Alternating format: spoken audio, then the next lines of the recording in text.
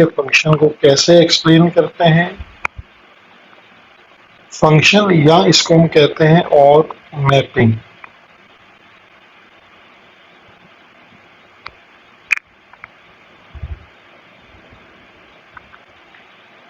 अब पहले फंक्शन की डेफिनेशन को हमने समझना है, ठीक है।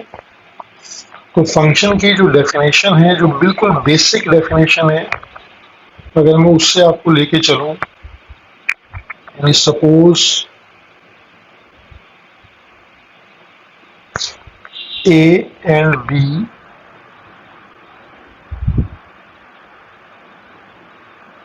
हमारे पास दो सेट हैं, ए एंड बी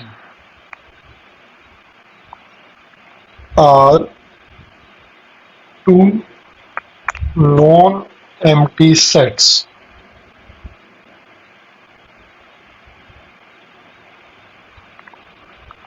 यानी ऐसे सेट्स हैं जिसमें कोई ना कोई एलिमेंट्स मौजूद हैं, देन हम उनमें फंक्शन बना सकते हैं।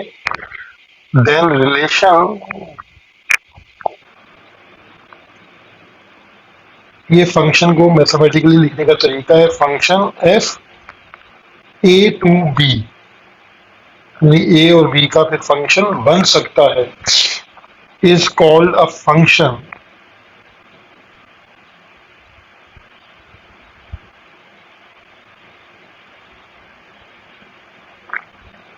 इफ, अगर उसमें ये दो कंडीशंस पूरी हो, ठीक है। वो रिलेशन तो वो रहेगा, लेकिन वो फंक्शन कब कहलाएगा, जब उसमें दो कंडीशंस फुलफिल हो। पहली कंडीशन है कि डोमेन, इसे कहते हैं डोमेन ऑफ फंक्शन, यानी जो फंक्शन की डोमेन है वो इक्वल हो सेट ए के, यानी सेट ए में अगर तीन एलिमेंट्स हैं, यानी वो उसकी डोमेन कहलाती है, ठीक है। वो दो इक्वल हो जाए, यानी डोमेन और सेट ए के एलिमेंट्स इक्वल हो।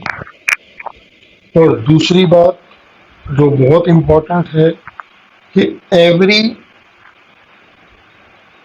एक्स, जिसको हम कहेंगे, यानी डोमेन एक्स से रिप्रेजेंट की जाती है, बिलोंग्स टू ए, यानी एक्स का मतलब है कि ए का हर element appears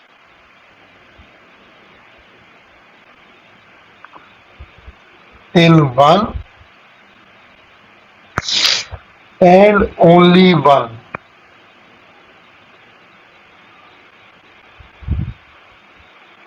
one order pair.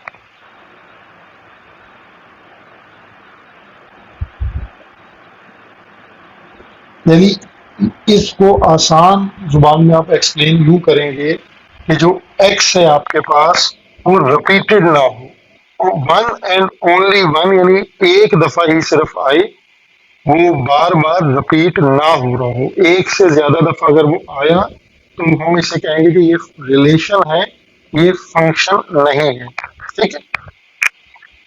अब इसको थोड़ा सा मैं और भी एक्सप्लेन करता हूँ ताकि आपको इसका कॉन्सेप्ट क्लियर हो जाए अच्छी तरह। अब देखें, इसकी एक ऑल्टरनेट डेफिनेशन है जो आपकी बुक में मौजूद है, और बुक के पेज नंबर आपके पास ये बनता है, पेज नंबर 2 है, जिस पर ये डेफिनेशन मौजूद है। अ फंक्शन वाई, यानी एक और डेफिनेशन इसको एक्सप्लेन करने के लिए है कि a function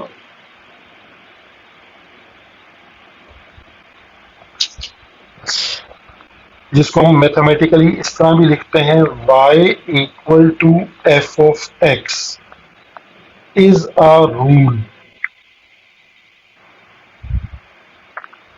that assign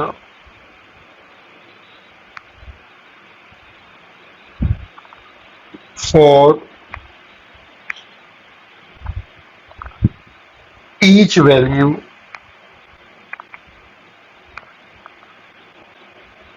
of the independent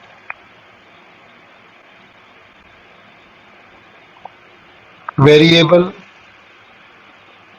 जिसको हम इनपुट भी कह सकते हैं,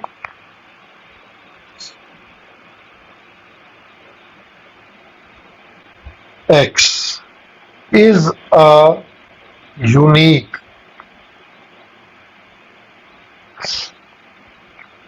value of the dependent variable.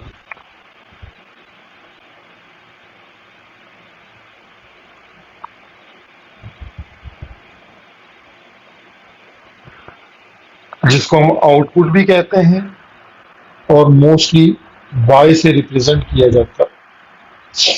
अब ये एक डेफिनेशन है फंक्शन की, ठीक है। अब यहाँ पर आपको दो तीन और वर्ड्स ऐड होते हुए नजर आ रहे हैं।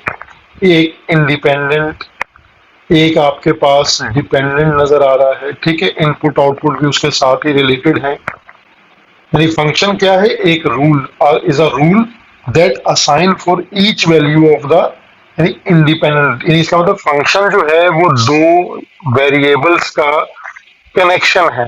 अब इसको आप और मैथमेटिकली एक्सप्लेन करता हूं मैं कि y equal to f of x equal to x square, जिसको मैं ऐसे भी लिख सकता हूं कि y equal to x square. अब यहां से आपको बात और क्लियर समझ आ जाएगी। ये एक फंक्शन है हमारे पास, ठीक है। यानी मैंने एक रूल सेट कर दिया कि x की जो भी मैं वैल्यू पुट करता जाऊंगा तो y की वैल्यूज आती जाएंगी, लेकिन रूल क्या होगा कि उस वैल्यू का स्क्वायर होगा, y equal to x square. अब यहां आपको बात समझ आएगी कि यहाँ इंडिपेंडेंट वेरिएबल कौन सा हुआ? x।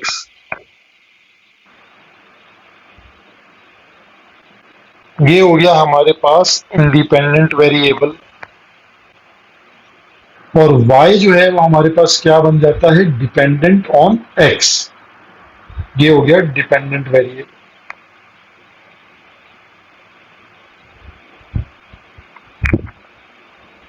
अब वैल्यूज कैसे आएंगी, ठीक है।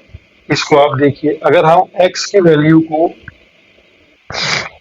1 पुट करते हैं तो हमारे पास क्या वैल्यू बन जाएगी? y equal to 1 square. तो रिजल्ट क्या आ जाएगा? 1। अगर हम x की वैल्यू को 2 पुट करते हैं तो हमारे पास y की वैल्यू क्या आ जाएगी? 2 स्क्वायर। तो ये हो जाएगी 4। इसी तरह x की वैल्यू को हम 3 पुट करते हैं तो हमारे पास y की वैल्यू क्या आ जाएगी? 3 स्क्वायर इक्वल टू 9। यानी यहां पर हमारे पास क्या कॉरेस्पॉन्डेंस हुई? 1,1। यहाँ की कॉरेस्पॉन्डेंस क्या है? 2,4। यहाँ पर कॉरेस्पॉन्डेंस क्या है? 3,9। तो ये हमारे पास एक फंक्शन हुआ, ठीक है। इसको हम इस तरह ब्रैकेट्स में लिखते हैं 1,1, 2,4 और 3,9। ये हमारे पास फंक्शन है, ठीक है। अब इस फंक्शन में ये जो पहली वैल्यूज हैं आपके पास, जो x की वैल्यूज हैं, वो कहलाते हैं डोमेन। यहां पर डोमेन ऑफ फंक्शन हमारे पास क्या बनता है? 1, 2, 3। और रेंज हमारे पास क्या बनती है? रेंज ऑफ फंक्शन हमारे पास क्या बनती है? 1, 4 और 9, ठीक है। यानी ये ऑर्डर पेयर लिखे हमने। अब आप इस ऑर्डर पेयर में देखिए, अगर हम x पुट करते हैं तो y की वैल्यू हमारे पास, यानी x की वैल्यू 1 पुट करते हैं, y की वैल्यू 1 है, एक स्पेसिफिक वैल्यू है। फिर x की 2 पर y की वैल्यू 4 है, एक यूनिक वैल्यू है। x की वैल्यू 3 है तो y की एक यूनिक वैल्यू है 9। तो ये वो वर्ड यूज करता है कि यूनिक वैल्यूज होनी चाहिए। अब इसमें ये नहीं हो रहा कि मैं डोमेन को रिपीट करूं, यानी अगर मैं x की जगह एक दफा 1 पुट करूं तो आंसर कुछ और आ रहा है, फिर 1 पुट करूं तो आंसर कुछ और आ रहा है। तो डोमेन रिपीट नहीं होगी, और हर रेंज यानी 1, 4, 9 की एक स्पेसिफिक, एक यूनिक आपके पास रेंज होगी। तो इस चीज को हम समझते हैं कि ये फंक्शन है, ठीक है। इसमें डोमेन भी क्लियर हो गया, इसमें रेंज भी क्लियर हो गया, इसमें आपके पास इंडिपेंडेंट वेरिएबल भी क्लियर हो जाता है और डिपेंडेंट वेरिएबल भी क्लियर हो जाता है। अब इसी तरह इसको थोड़ा सा और क्लियर करने के लिए इसमें एक कॉन्सेप्ट और आ जाता है। अब मैं थोड़ा सा डायग्राम से आपको समझाता हूँ।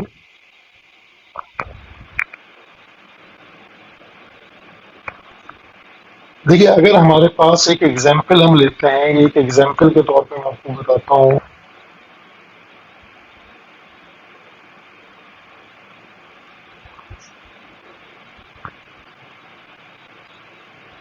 ये हम दो सेट्स सिलेक्ट कर लेते हैं। ये सेट ए है और ये सेट हमारे पास बी है। सेट ए के एलिमेंट्स हैं ए, बी, सी और डी, और जो सेट बी है इसके एलिमेंट्स हैं 1, 2, 3 और 4।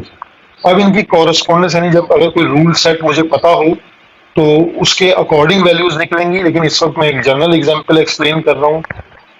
ए की एक इमेज है 1, फिर एक इमेज है 2, फिर बी की एक इमेज है 3 के साथ, और सी की इमेज है 4 के साथ, डी की 4 के साथ। अब ये एक फंक्शन है जिसको आपने नाम दे दिया कि ये फंक्शन है जी। जी फंक्शन है ए टू बी, यानी इसको लिखने का तरीका ये होता है जी फंक्शन है ए टू बी, ठीक है। ये एरो एक्सप्लेन करता है। अब ये फंक्शन है या नहीं आपको कैसे अंदाजा होगा, अगर आप डेफिनेशन को रिकॉल कर लें तो डेफिनेशन हमारे पास, मैंने जो पहली डेफिनेशन लिखी थी कि एवरी, यानी यहां से अगर आप इसको देखें, every x belongs to A appears in one and only one order pair, ठीक है।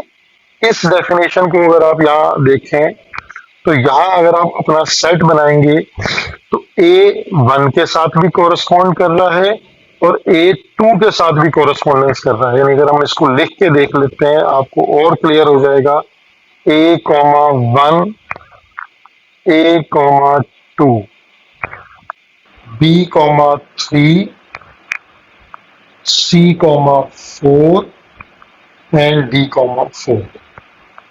अब यहां अगर मैं आपसे क्वेश्चन करूं कि ये एक रिलेशन है या फंक्शन, तो इसके अकॉर्डिंगली, क्योंकि यहाँ डोमेन रिपीट हो रही है, ए जो है वो रिपीट हो रहा है, तो अगर डोमेन रिपीट हो रही है तो इसका मतलब है कि it is a relation, relation not a function.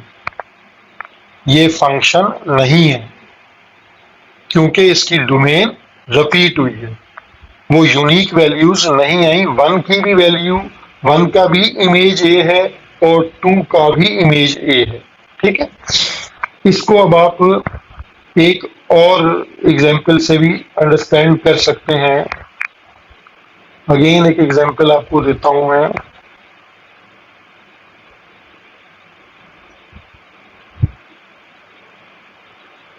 हम फिर अपने दो सेट ड्रॉ कर लेते हैं, सेट ए, सेट बी, और ये फंक्शन हम बना लेते हैं, इसकी कोई नेमिंग कर लेते हैं एच। ये फंक्शन एच है, एच फंक्शन है ए टू बी का। अब इसकी जो हमारे पास एलिमेंट्स हैं ए, बी, सी एंड डी, और दूसरे सेट के एलिमेंट्स हैं 2, 4 और 6। और अब हम करते हैं कोरस्पॉन्डेंस। ए की कोरस्पॉन्डेंस है 2 के साथ, बी की कोरस्पॉन्डेंस है 4 एंड सी की कोरस्पॉन्डेंस है 6। तो अब ये देखने में क्या ये सेट है, फिर आपको डेफिनेशन की तरफ मूव करना चाहिए। डेफिनेशन के अकॉर्डिंगली जो डोमेन ऑफ फंक्शन है वो इक्वल टू ए होनी चाहिए। अब यहां देखें इसको, इस बात को, कि जो हमारे पास फंक्शन है उसके एलिमेंट्स हैं 4, ए, बी, सी, डी। लेकिन जो फंक्शन जब मैं बनाता हूं तो फंक्शन को मैं लिखूंगा कैसे, a, 2, b, 4 एंड c, 6, ये फंक्शन है। ये हमने फंक्शन बना लिया जिसको हम h का नाम हमने दिया हुआ था, तो हम h ही लिख लेते हैं इधर। h function a to b equal to, तो यहाँ देखें ABCD डोमेन में, क्या डोमेन सेट A के इक्वल है? नहीं है, क्योंकि वहां D एलिमेंट नहीं है। जो हम इसकी डोमेन लिखेंगे वो डोमेन हमारे पास, डोमेन ऑफ फंक्शन जो है वो क्या आ रही है, ABC, और सेट A क्या है, उस वो आपके पास A, B, C और D है। तो ये अनइक्वल हो गए।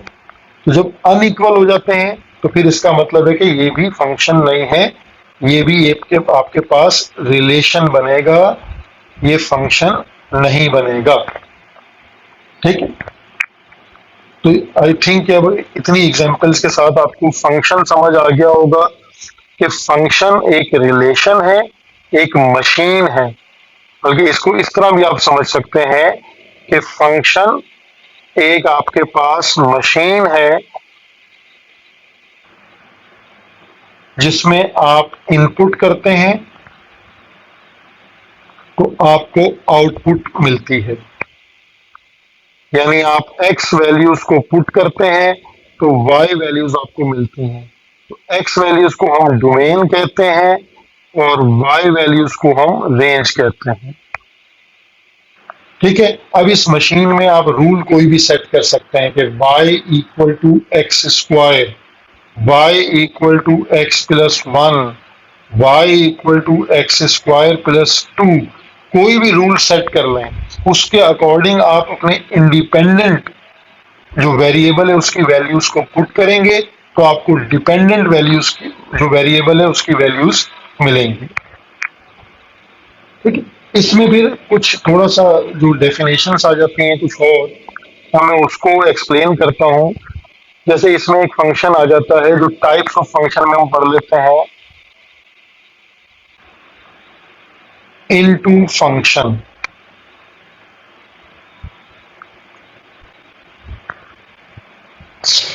अब इनटू फंक्शन जो है, यानी अ फंक्शन f(a to b), यानी a function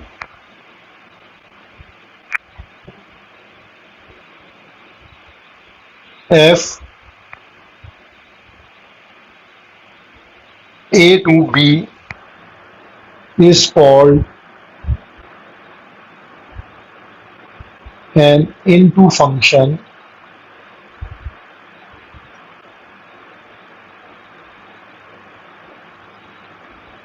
if at least one element in B, यानी जो सेट बी है उसमें एटलीस्ट एक एलिमेंट इज नॉट एन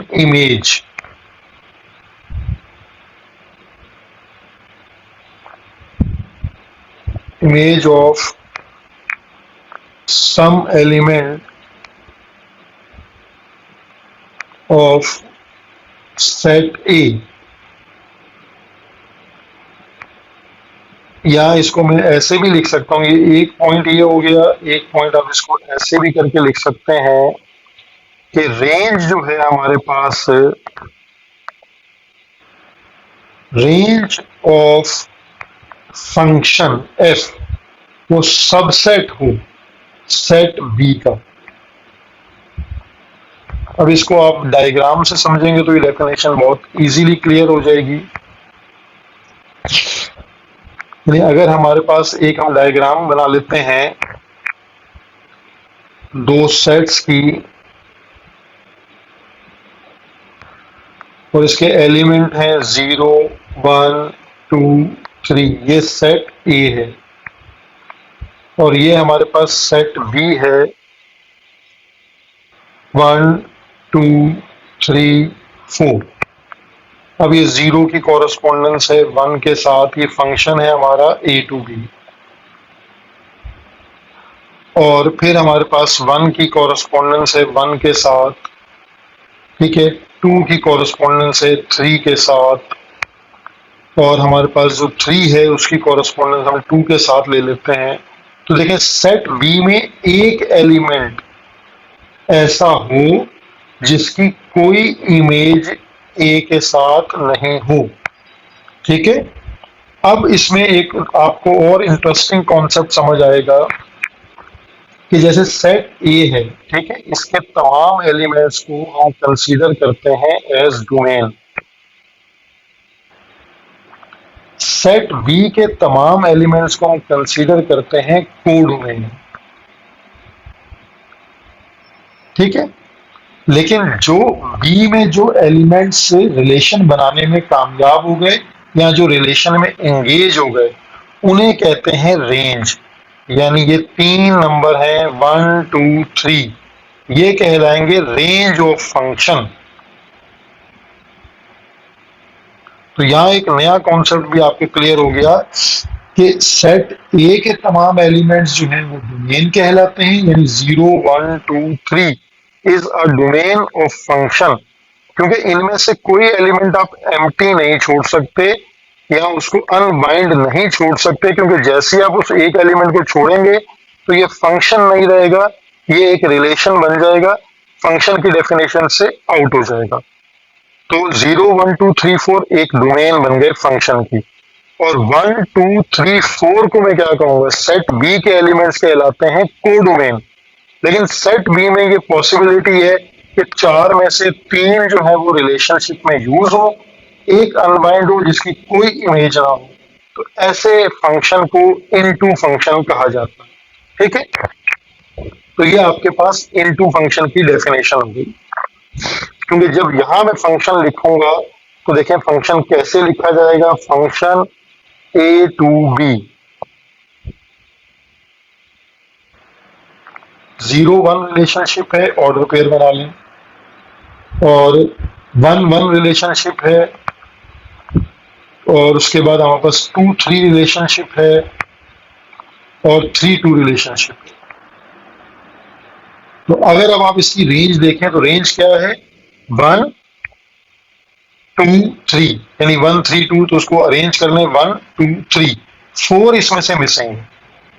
तो यानी कंप्लीट को मैं कहूंगा कोडोमेन, और जो रेंज में यानी जो ऑर्डर पेयर में यूज हो रहे होंगे उसको हम कहेंगे रेंज।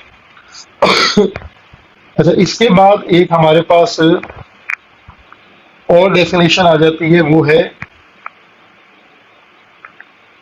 1 1 फंक्शन।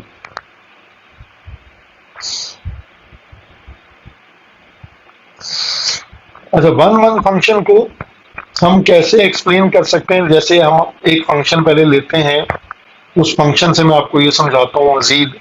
एक फंक्शन है y equal to x plus 1। अब आपने यहाँ x की वैल्यूज जो है वो कंसीडर कर लें कि 0 1 2 एंड 3, ठीक है। अब मैं इसको पुट करके, यानी x मेरा इंडिपेंडेंट है, ये इंडिपेंडेंट वेरिएबल है जिसकी वैल्यूज को मैं पुट करूंगा, और y जो है वो डिपेंडेंट है, उसकी वैल्यूज को मैं फाइंड आउट करता हूँ। यानी y equal to 0 plus 1, result is 1, y equal to 1 plus 1, result is 2, y is equal to 2 plus 1, result is 3, y is equal to 3 plus 1, तो रिजल्ट इज 4। इस तरह हम वो मैक्सिमम वैल्यूज निकालते जाएंगे, वो 5 6 जिस तरह भी वैल्यूज आती जाए, ठीक है। तो ये आती है हमारे पास वैल्यूज हैं। अब हम इसको ग्राफ पे समझ लेते हैं। ग्राफ से मतलब कि इसकी डायग्राम के थ्रू इसको अंडरस्टैंड करते हैं। एक्स सेट जो है हमारे पास सेट था, सेट ए जिसको हम कह रहे हैं, वो हमारे पास उसकी वैल्यूज थी 0 1 2 3, और जो हमारे पास कॉरस्पॉन्डिंग वैल्यूज आई 1, 2, 3 एंड 4, ये हमारे पास फंक्शन है एफ ए टू बी, ठीक है, सेट बी। और रिलेशनशिप कैसे बन रहा है, जीरो वैल्यू जब पुट करते हैं तो रिजल्ट क्या आ रहा है, वन, वन से रिजल्ट आ रहा है टू, टू से रिजल्ट आ रहा है थ्री, यानी थ्री की इमेज है फोर, ठीक। तो अब ये वन वन कॉरस्पॉन्डेंस आपको नजर आ रही है, इसलिए इसको वन वन फंक्शन कहते हैं। हाँ, अगर मैं इसमें एक नंबर और कोई मेरे पास ऐसा ऐड कर लेता, लाइक इसके बाद में एक फाइव ऐड कर लेता, अब ये इनटू भी हो जाता और वन वन भी है, वन वन कॉरस्पॉन्डेंस भी है, और बी में एक एलिमेंट ऐसा आ गया जिसकी कोई इमेज नहीं है ए में। तो अब इसको ये जो दो प्रॉपर्टीज एक साथ मिल जाएंगी, यानी आपके पास into plus one one, one one function, ये जब दो प्रॉपर्टीज एक साथ मिल जाएं तो इनसे जो सेट बनता है उसे कहते हैं इंजेक्टिव। ये क्योंकि डेफिनेशंस बहुत जरूरी हैं, इसके बगैर आपका बहुत सारा ऑब्जेक्टिव पार्ट या कॉन्सेप्ट क्लियर नहीं होता, तो इसलिए मैं इसको पहले डिटेल एक्सप्लेन कर रहा हूं कि ये बन गया आपके पास इंजेक्टिव फंक्शन। अब इसी तरह हमारे पास एक और कॉन्सेप्ट आ जाता है, वो है ऑन टू या सरजेक्टिव।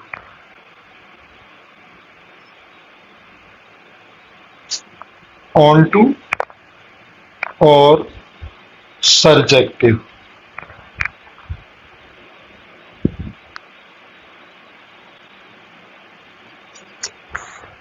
सरजेक्टिव फंक्शंस। अब इसको अगर हम बाय डेफिनेशन अंडरस्टैंड करें तो ये हमारे पास क्या है कि a function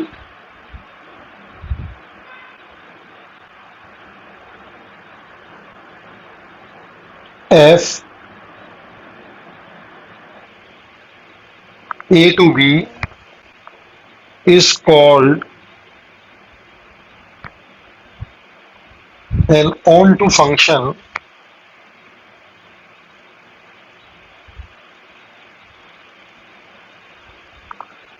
if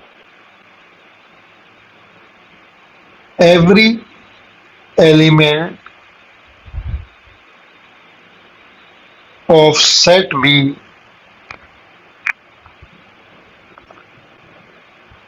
is an image of at least one element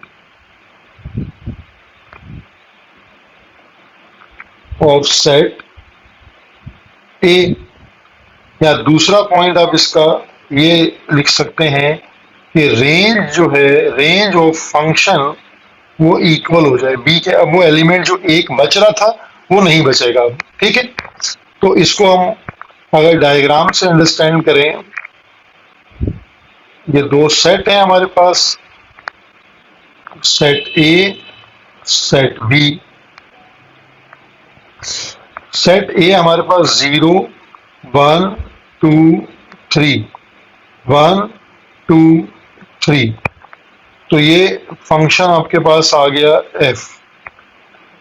तो ये आपके पास कॉरस्पॉन्डेंस हम बना लेते हैं, जैसे 0 से 1 की कॉरस्पॉन्डेंस है, 1 से 2 की कॉरस्पॉन्डेंस है, 2 से 2 की कॉरस्पॉन्डेंस है, और आपके पास 3 से 3 की कॉरस्पॉन्डेंस है, ठीक है। तो सेट बी में कोई एलिमेंट ऐसा एम्प्टी नहीं है, कोई बचेगा नहीं। आप रेंज चेक कर लें फंक्शन की, फंक्शन जब आप इसको लिखेंगे एज फंक्शन तो 0,1, फिर 1,2, देन 2,2 एंड 3,3। तो अगर आप फंक्शन की रेंज को चेक कर लें 1, 2, 3, तो वो सेट बी के इक्वल है, ठीक है। फंक्शन की रेंज सेट बी के इक्वल है, सेट बी में कोई ऐसा नंबर नहीं है जिसकी इमेज ना हो, तो ऐसे फंक्शन को ऑन टू या सरजेक्टिव कहा जाता है। अब एक लास्ट जो फाइनल हमारे पास बहुत ज्यादा यूज होता है वर्ड, वो है बाइजेक्टिव। क्योंकि चैप्टर से पहले कुछ कॉन्सेप्ट की तरफ हमें जाना था, तो मैंने इसलिए इसको डिटेल से पहले आपको बता दिया है। Bijective functions,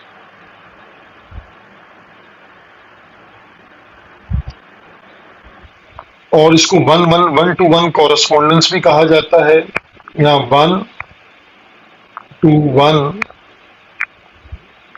correspondence.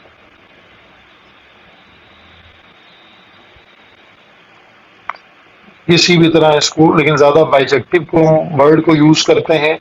तो a bijective function is called bijective function if function F is, जो है 1-1 एंड ऑन टू, यानी दो प्रॉपर्टीज उसके अंदर पूरी हो जाएं। वो कौन कौन सी हैं? एक 1-1 फंक्शन प्लस ऑन टू, ये दो प्रॉपर्टीज जब उसमें आ जाएंगी तो फंक्शन बन जाएगा बाइजेक्टिव। ठीक है, तो इसको मजीद एक्सप्लेन तो करने की